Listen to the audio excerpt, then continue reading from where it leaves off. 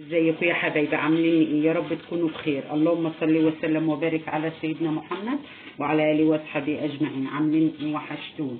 تعالوا شوفوا بقى نتغدى ايه النهارده. كده عندي كده ربع كيلو فاصوليا بيضه ناشفه، نقعته من بالليل وسلقته كده، وعندي بصلايه فرمانه ناعم، والقوطه ضربتها وصفيتها بالمصفى، لازم تتصفى عشان ده طبيعي.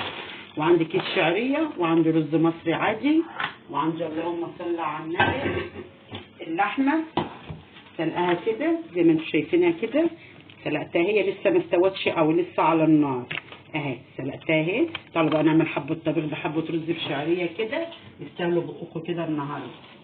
جبت حله كده على النار، حطيت فيها معلقه سمنه كبيره كده، انا بجيب البصلايه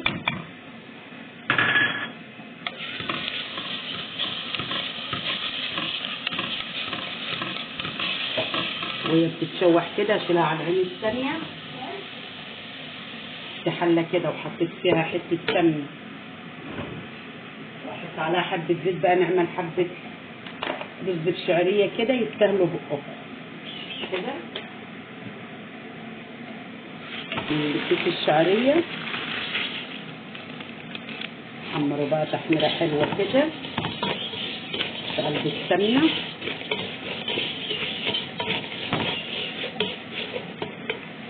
اهو. دخلت كده بصفران بسيط كده، ما بصفرهاش خالص، ما بحمرهاش، صفران بسيط كده زي ما انتم شايفينها كده. ما شاء الله عليها عامله ازاي، اللهم صل على النبي. هنزل بالقوط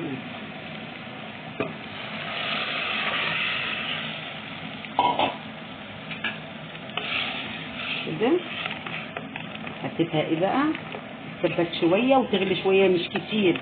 انا ما بحبش بالطبيخ الاوضه تتسبك كده كده، بتغلي تاني اهي بقى، واسيبها ايه تتسبك شويه. بقلب الشعريه اهي حمرت كده، دخلت في الحمران في اللون اللهم صل على النبي الذهبي ده اللي وصل معايا لغايه هنا. يحط له ليه كسرات كومنت حلو كده، ربنا يخليكم يا رب ومن خير منكم يا رب ابدا، داخل مصر وخارج مصر والامه العربيه كلها كده. الشعريه اتحمرت كده زي الذهب كده.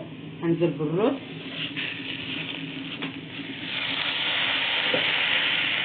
اديله بقى تشويحه حلوه مع الشعريه كده، يفرفش كده وتغلفوه كله بالشعريه والسمنه كده.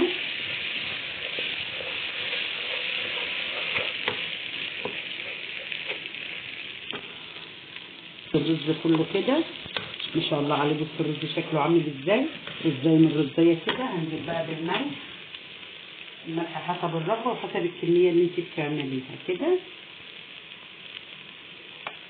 انزل عليه ايه بقى بالميه المغليه، لازم تحط له ميه مغليه كده، ميه ساقعه من الحنفيه لا، علشان ايه يبقى كله بيغلي مع بعض وكده ويبقى ايه حلو كده بقى. ايه ما شاء الله عليه اهو الرز كده خالص. هغطي عليه بقى، واما يغلي شويه كده هروح موطيه النار بسيط كده عشان ياخد راحته ويتشرب براحته. بس اهي غليت حبه كده، جبت بس ما جبتش قوي زي ما انتم شايفينها كده، جبت بين البنين كده علشان كده كده انا هحط الفاصوليا وبعدين ايه اكمل شرب كده. هنزل بقى بالفاصوليا كده، وهنزل اللهم صل على النبي بكبشتين شوربه، مش بس القطه اللي في الشوربه دي